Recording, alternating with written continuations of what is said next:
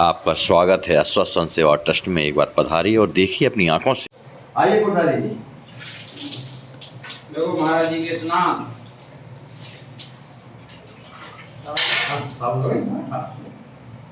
इनको हाथ में दो, अपने हाथ से लगाएंगे। अपने हाथ से लगाओ लगाओ तो आप सही हो गए हैं। लगाइए थोड़ा ऐसे। बहुत कमजोर थे महाराज। सीताराम बोलिए थोड़ा।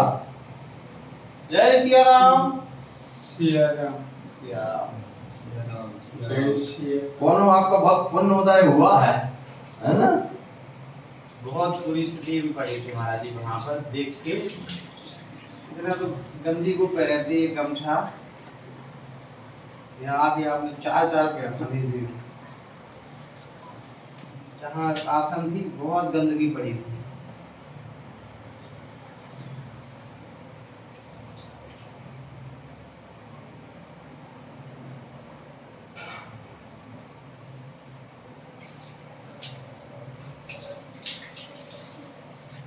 उस टाइम आज इनके पैरों में बिल्कुल ताकत नहीं थी। ऐसे काम आए थे दिमाग बोले इनको नहीं के चलो। हाँ बोले ये बोले चल बाथरूम में। अरे हमने भी कुछ चल लेंगे डंडा पकड़ा के हम चलो बात थोड़ी थोड़ी चले काम अपने अपने लाइफ हो जाएंगे। हाँ इलाज मिला वो हिम्मत हार गई। हाँ हार गए थे वो। अब तो इतने चलने लगे कि विष्णु नहीं निकल अभी पाता। महाराज की जय। हम आप रोजाना श्री ब्रह्म चेतन जी महाराज के द्वारा श्री राम नाम की महिमा श्रवण करते हुए चले आ रहे हैं। आज के प्रसंग में है कि गृहस्थी का अपनत्व भगवान की ओर मोड़ो। गृहस्थी का अपनत्व भगवान की ओर मोड़ो। प्रेम बचपन से ही सब पैदा हुआ करता है। यह मेरा बेटा है, यह मेरी बेटी है, यह मेरी पत्नी है। इनसे प्रेम कैसे किया जाए यह किसी को सिखाना नहीं पड़ता। एक बार अपना मान लो तो प्रेम अपने आप पैदा हो जाता है। लेकिन सच पूछो तो यह प्रेम भी स्वार्थी होता है। हम शिकायत करते हैं कि बेटा हमारी नहीं सुनता, पत्नी अपनी मनमानी करती है। यदि उससे हमारा सच्चा प्रेम होता तो हम ऐसी शिकायत ना करते। लेकिन इस शिकायत में बेटा मेरी नहीं सुनता, यह स्वार्थ छिपा हुआ है। यही अहंकार उसके पीछे है। एक सज्जन मुझसे मिले। मैंने उनसे पूछा क्या लड़के की शादी हो गई? तो उन्होंने कहा नहीं कल है। फिर से पूछा बेटा ठीक तो रहता है ना? ऐसा पूछने पर उन्होंने कहा अभी नहीं कहता हूँ, 6 महीने बाद बताऊँगा। देखो यह स्वार्थ में प्रेम इतना अस्वस्थ होता है। अब बताओ ऐसे स्वार्थ में प्रेम से सुख कैसे प्राप्त हो सकता है? गृहस्थी में हम कर्तव्य बुद्धि से बरतें तब बेटा मेरी नहीं सुनता की शिकायत निर्माण ही नहीं होगी। सचमुच गृहस्थी किसी एक कार्यशाला की तरह है।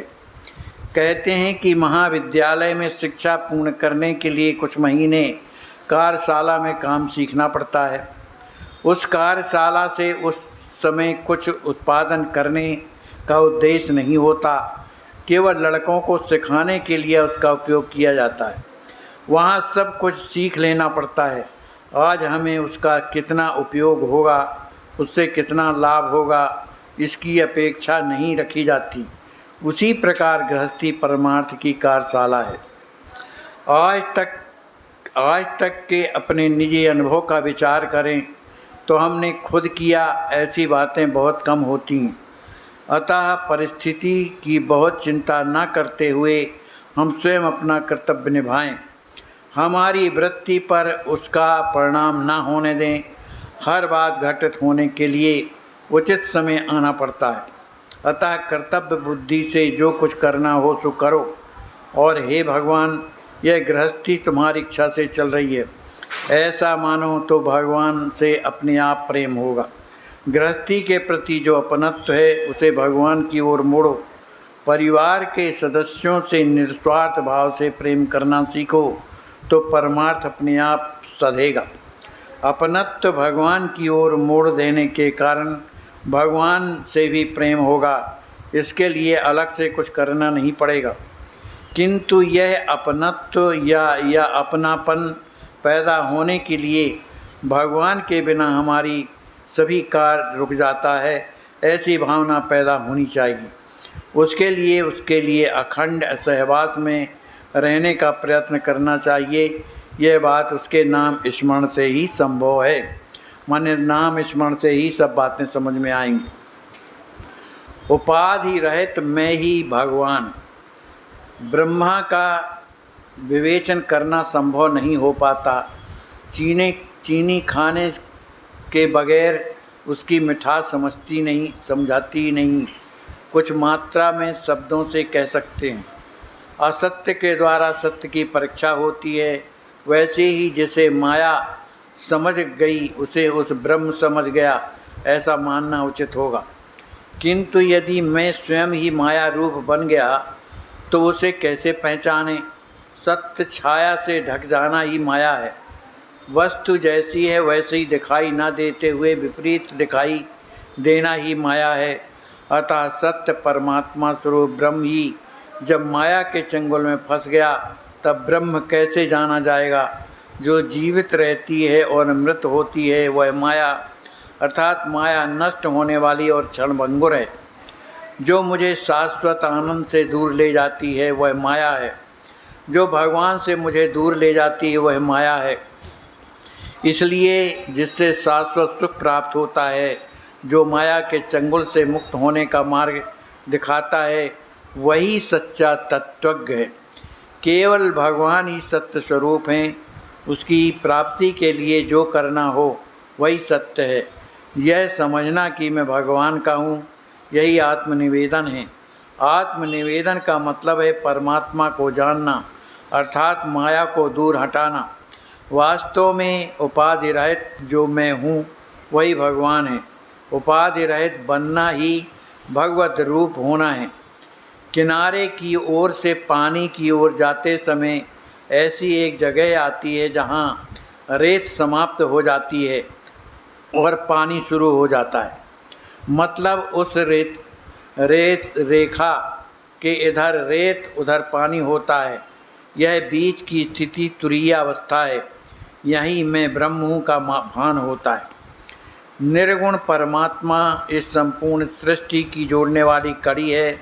ओमकार इसलिए परमार्थ में किसी भी साधन के द्वारा जड़ का निपटारा करते करते अंत में ओंकार तक आकर रुकना पड़ेगा। यानी हर आदमी को नाम का ही सहारा लेना पड़ेगा। 10 आदमी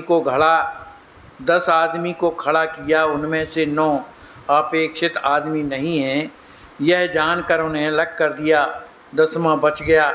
वही सत्य। उसी प्रकार वह नहीं करते करते अंत में जो बचा वही ब्रह्म है।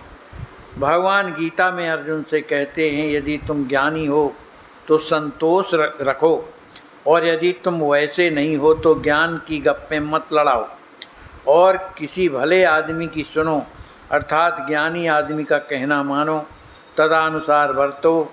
इसका सरल अर्थ है कि संतों की शरण में जाओ। संपूर्ण सृष्टि की तुलना में हम और हमारे प्रयत्न नगण्य हैं, अर्थात सच्चे अर्थ में हम केवल निमित्त मात्र हैं। इसलिए अपने जीवन में आने वाले भले बुरे कर्म ईश्वर के मनोगत हैं, ऐसा हमें मानना चाहिए।